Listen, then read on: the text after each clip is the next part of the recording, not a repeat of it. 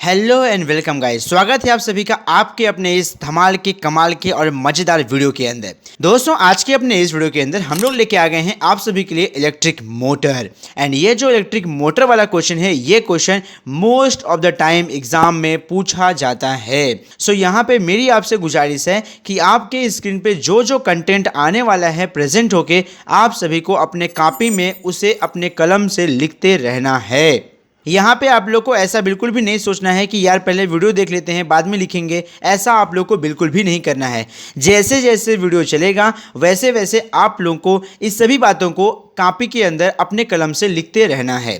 तो आइए देखते हैं कि ये जो इलेक्ट्रिक मोटर है, अगर हमारे एग्जाम में इलेक्ट्रिक मोटर ये कंसेप्ट आ जाता है तो हमें उसके सोल्यूशन में क्या कुछ लिखना होगा।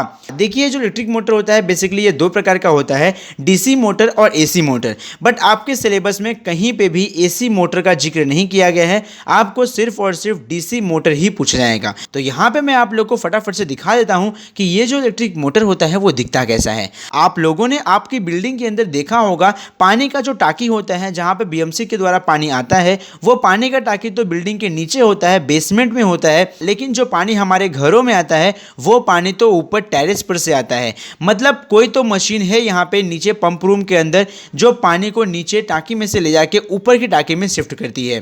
तो वो जो मशीन होती है जो पानी को नीचे टाकी से उठा के ऊपर की टाकी तक शिफ्ट करती है उसे हम लोग कहते हैं इलेक्ट्रिक मोटर। एंड एकदम सेम टू सेम चित्र आपके स्क्रीन पे भी यहाँ पे मौजूद है। जब मैं बात करता हूँ इलेक्ट्रिक मोटर का, इसका मतलब ये है कि यहाँ पे ये कोई तो मशीन ऐसी होने वाली है जिसके अंदर मैं पहले इलेक्ट्रिसिटी को प्रोवाइड करूँगा। मतलब उस मशीन को पहले मैं इलेक्ट्रिसिटी दूंगा और मेरी इलेक्ट्रिसिटी लेने के बाद वो जो मशीन होगी वो अपने काम को करने वाली है, इसीलिए इसे हम लोग कहते हैं इलेक्ट्रिक मोटर। तो यहाँ पे सबसे पहले आप लोग को ये बताना होगा कि ये जो इलेक्ट्रिक मोटर होता है इसका डेफिनेशन क्या होगा। तो इसका डेफिनेशन होगा कि एक ऐसा डिवाइस होता है जिसका यूज़ करके हम लोग कन्वर्ट करते हैं इलेक्ट्रिकल एनर्जी को मैकेनिकल एनर्जी में। उस डिवाइस को हम कहते हैं इलेक्ट्रिक मोटर।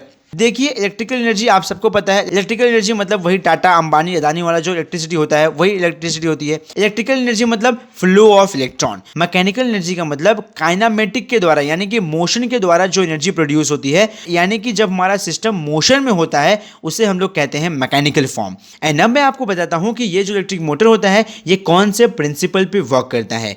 जब मैं किसी कंडक्टर को, कंडक्टर मतलब जिसके अंदर इलेक्ट्रिक फ्लो होता है यानी कि जिसके अंदर इलेक्ट्रॉन होते हैं, उसे हम कंडक्टर कहते हैं। तो कहने का मतलब यह है कि अगर मैं किसी कंडक्टर को, ऐसा कंडक्टर जिसके अंदर करंट पास होता है, ऐसे कंडक्टर को अगर मैं किसी मैग्नेटिक फील्ड के अंदर रख देता हूं तो वो जो कंडक्टर होगा उस कंडक्टर के ऊपर कुछ फोर्स लगने वाला है। मतलब वो कंडक्टर कुछ फोर्स को एक्सपीरियंस करने वाला है, कुछ धक्का उसके ऊपर लगने वाला है।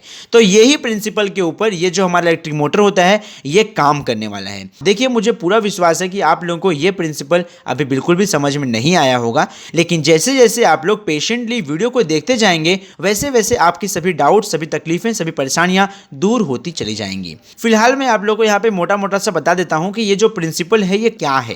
देखिए यहाँ पे मेरे पास एक हॉर्स शू मैग्नेट है जिसका एक एंड नॉर्थ पोल होता है और एक एंड होता है साउथ पोल। जब मैं इस मैग्नेट के बीचों बीच से एक कॉपर के वायर को पास करता हूँ एंड ये कॉपर के वायर का दोनों एंड जो होता है इसे मैं इलेक्ट्रिक करंट प्रोवाइड करता हूं। यहां पे मैंने इलेक्ट्रिक करंट प्रोवाइड करने के लिए बैटरी का यूज किया है। जब मैं यहां पे इलेक्ट्रिक करंट प्रोवाइड करता हूं तो ये जो कॉपर का वायर है जो इस मैग्नेट के अंदर से फ्लो हो रहा है, ये कॉपर का वायर इस हॉर्स शू मैग्नेट की वजह से कुछ धक्का महसूस करेगा, कुछ फोर्स को महसूस करेगा। इसी प्रिंसिपल के ऊपर ये जो हमारा इलेक्ट्रिक मोटर है ये काम करने वाला है। एंड अगर आपके एग्जाम में ये इलेक्ट्रिक मोटर का क्वेश्चन आ जाता है तो सबसे पहले आप लोग को यहाँ पे इसका कंस्ट्रक्शन करना होगा एंड आफ्टर दैट आपको बताना होगा कि वो काम कैसे करने वाला है, यानी कि वर्किंग बताना होगा। तो फिलहाल हम लोग यहाँ पे कंस्ट्रक्शन देखते हैं इलेक्ट्रिक मोटर का। तो कंस्ट्रक्शन के लिए सबसे पहले यहाँ पे देखिए आपके स्क्रीन पे जो डायग्राम आ रहा है आपको ये डायग्राम ड्रॉ करना है। एंड ये डायग्राम के अंदर क्या क्या चीज़ें हमने यहाँ पे यूज़ करी हैं वो सारी चीज़ों के बारे में हम लोग यहाँ पे बात करते हैं एक एक करके। डायग्राम में आप लोग ध्यान से देखिए, यहाँ डायग्राम के अंदर हमने एक रेक्टेंगुलर कॉइल का यूज किया है, जो कॉइल है ABCD, अ ब क ड, ABCD। ये जो ABCD कॉइल है, इस ABCD कॉइल को हम लोग कहते हैं आर्मेचर कॉइल। और ये जो आर्मेचर कॉइल है, ये आर्मेचर कॉइल के ऊपर हमने रेजिस्टिव कोटिंग करी हुई है। रेजिस्टिव कोटिंग का मतलब होता है हमने इसके ऊपर कोई प्लास्टिक की कोटिंग नहीं करी हुई है, न तो कोई प्लास्टिक का लेयर चढ़ाया हुआ है। हमने इसको बस एक वाइट कलर का लिक्विड होता है उसके अंदर डुबो के बाहर निकाल लिया है, बस इतना ही कोटिंग किया है। मतलब खाली एक हल्का सा पतला सा लेयर इस वायर के ऊपर चढ़ गया है, बाकी और कुछ भी नहीं है। तो ये बात हो गई आर्मेचर कॉइल की। एंड इसके बाद हमने यहाँ पे दो बड़े बड़े भयानक ब्लंडर वाले दो बड़े मैग्नेट का यूज किया है। मैग्नेट का एक तरफ है नॉर्थ पोल और एक तरफ है साउथ पोल। एंड इन्हीं दोनों बड़े बड़े भयानक वाले मैग्नेट्स के बीच में आर्मेचर कॉइल को हम लोग रखने वाले हैं। एंड इसके बाद यहाँ पे जो ABCD कॉइल है, इसके आगे आप लोग देखेंगे तो यहाँ पे आप लोग पाएंगे कि यहाँ पे X और Y नाम से यहाँ पे दो स्प्लिट रिंग का हमने यूज़ किया है। स्प्लिट रिंग का मतलब हमारे पास यहाँ पे पहले तो एक रिंग थी, एक अंगूठी थी, हमने उस अंगूठी को तोड़ दिया तो हमने उसे कह दिया स्प्लिट रिंग, यानी कि वो जो अंगूठी है वो दो अलग अलग टुकड़ों में टूट चुकी है। तो यहाँ पे देखिए साफ साफ लिखा हुआ है the two half of the ring. Ring का दो अलग अलग हाफ टुकड़े, जिसे हम लोग X और Y से डिनोट करने वाले हैं। एंड ये जो स्प्लिट रिंग होगा, इस स्प्लिट रिंग के इनर साइड में कोटिंग रहेगी ताकि उसके अंदर से करंट पास ना हो सके, और जो आउटर सरफेस होगा उसके ऊपर कोटिंग नहीं रहेगी, मतलब वो पूरी तरीके से कंडक्टिंग रहेगा, मतलब उसके ऊपर से करंट पास हो सकता है। एंड स्प्लिट रिंग के बाद आप लोग यहाँ पे देख सकते हैं हमने यूज़ किया है कार्बन ब्रशेस, जिसका हमने नाम दिया है E और F। तो यहाँ पे हमने कार्बन के दो ब्रशेस यूज़ किए हैं। एंड ये कार्बन ब्रशेस हमें मिले कहाँ से? आप लोगों ने देखा होगा जो आपका पेंसिल होता है, पेंसिल के अंदर जो लीड होती है उसे कहते हैं ग्रेफाइट, और वो जो ग्रेफाइट होता है वो ही एक फॉर्म है कार्बन का, बस उसी ग्रेफाइट का हमने यहाँ पे यूज़ किया हुआ है। और E और F ग्रेफाइट लगा देने के बाद हमने यहाँ पे बैटरी लगाया है, और बैटरी के बाद यहाँ पे हमने स्विच लगाया है जिसे हम K से डिनोट करते हैं, और फिर इसके बाद हमने यहाँ पे सर्किट को कंप्लीट कर दिया है। एंड स्प्लिट रिंग के बीचों बीच हमने यहाँ पे एक्सेल का यूज़ किया हुआ है। बेसिकली एक्सेल वही पार्ट है जो हमारा जब इलेक्ट्रिक मोटर काम करेगा तो ये एक्सेल घूमेगा, और एक्सेल के घूमने से हमारा जो मोटर होगा, मोटर के आगे जो मोटी सी पाइप निकली होती है वो पाइप घूमने लगती है और मोटर अपना काम करना स्टार्ट कर देता है। अब कंस्ट्रक्शन जान लेने के बाद अब हम बात करते हैं कि ये जो मोटर है ये कैसे घूमने वाला है और कैसे अपने काम को अंजाम देने वाला है।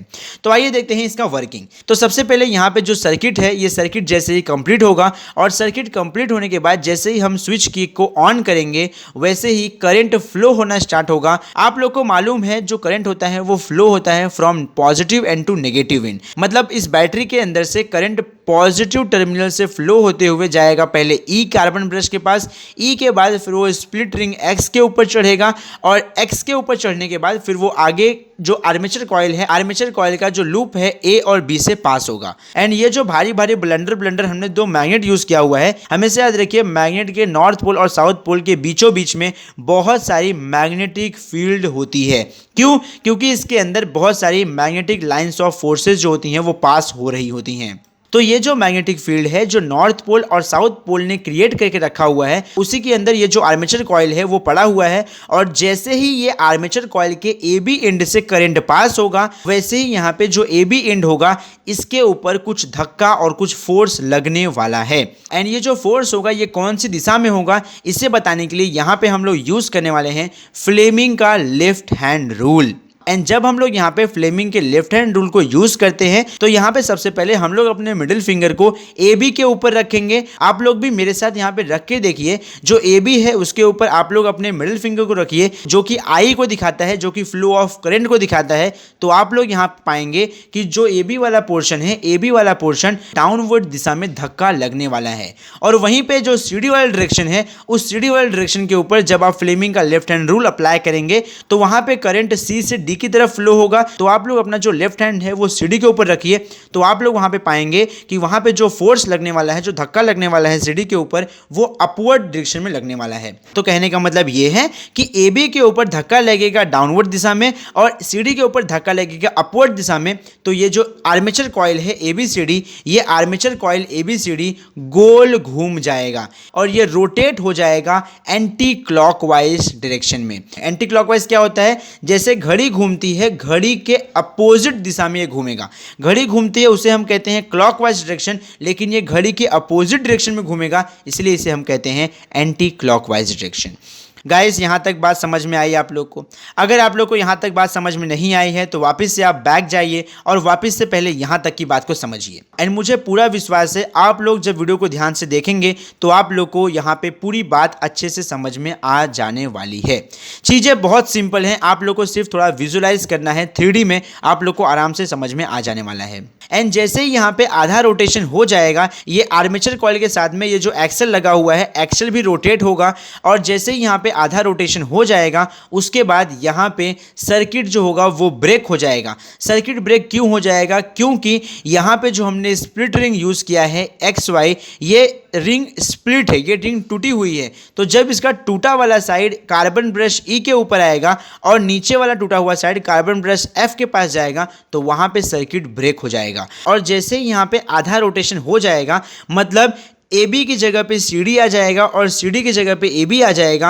एंड क्योंकि यहाँ पे करंट लगातार फ्लो हो रहा है, तो सबसे पहले करंट फ्लो होगा D से लेके C के अंदर, एंड देन करंट फ्लो होगा B से लेके A की तरफ। तो यहाँ पे जैसे हम लोग फ्लेमिंग का लेफ्ट हैंड रूल फिर से यूज करेंगे DC के ऊपर, तो हम लोग यहाँ पाएंगे कि जो DC होगा, DC का जो डायरेक्शन होगा, DC को जो धक्का लगेगा वो धक्का लगेगा डाउनवर्ड डायरेक्शन में, एंड BA को जो धक्का लगेगा वो धक्का लगेगा अपवर्ड दिशा में। तो इस तरीके से ये जो हमारा आर्मेचर कॉइल होगा DCBA, ये वापस से एंटी क्लॉकवाइज डायरेक्शन में रोटेट हो जाने वाला है। तो कुछ इस तरीके से यहाँ पे जो रोटेशन होगा वो लगातार चलते रहेगा एंटी क्लॉकवाइज डायरेक्शन में। और लगातार एंटी क्लॉकवाइज डायरेक्शन में रोटेशन चलने की वजह से ये जो एक्सल होगा, एक्सल भी रोटेट होते रहेगा, और एक्सल के रोटेट होने की वजह से हमारा जो मोटर है वो अपने काम को लगातार करते रहने वाला है। देखो यार, मुझे मालूम है यहाँ पे आप लोग को थोड़ा ज़्यादा ही विजुलाइज करने को मैंने बोल दिया है, लेकिन क्या कर सकते हैं, आपको थोड़ा विजुलाइज करना पड़ेगा। आप जब तक विजुलाइज नहीं करेंगे आप लोग इसके वर्किंग को समझ ही नहीं पाएंगे। सो अगर आपको इसके वर्किंग को समझना है तो आपको थोड़ा विजुलाइज करना पड़ेगा। एंड बस चीज़ें बहुत ही सिंपल है, एक बार आप लोग समझ गए उसके बाद आप लोग इसको आराम से लिख लेंगे। तो मैंने आप लोग को जो यहाँ बताया है यही सारी बातें आपको एग्जाम में लिखनी है। एंड ये जो डायग्राम आपके स्क्रीन पे आ रहा है, ये डायग्राम भी आप लोग को वहाँ पे ड्रॉ करना होगा। एंड जैसे ही आप लोग ये डायग्राम एंड ये बातों को लिख देंगे, वैसे ही आपके झोली में पूरा का पूरा 5 मार्क्स ये क्वेश्चन दे देने वाला है। So guys, question exam point of view की तरफ से बहुत ज़्यादा इंपॉर्टेंट है, इसको समझना उतना ही आसान है। एक बार जब तक आप इसे लिखेंगे नहीं तब तक आपको ये समझ में नहीं आएगा। मेरी बात मानिए, आप लोगों को अगर नहीं भी समझ में आ रहा है तो भी अपने दिमाग को बंद करके एक बार इसे लिख लीजिए। आप लोग लिख लेंगे ना, उसके बाद जब आप इसे पढ़ेंगे तो आपको पक्का समझ में आ जाएगा। एंड फिर भी नहीं समझे यार तो वापस वीडियो को देखिए, मेरी पूरी गारंटी है आप लोग को ये समझ में आ जाएगा।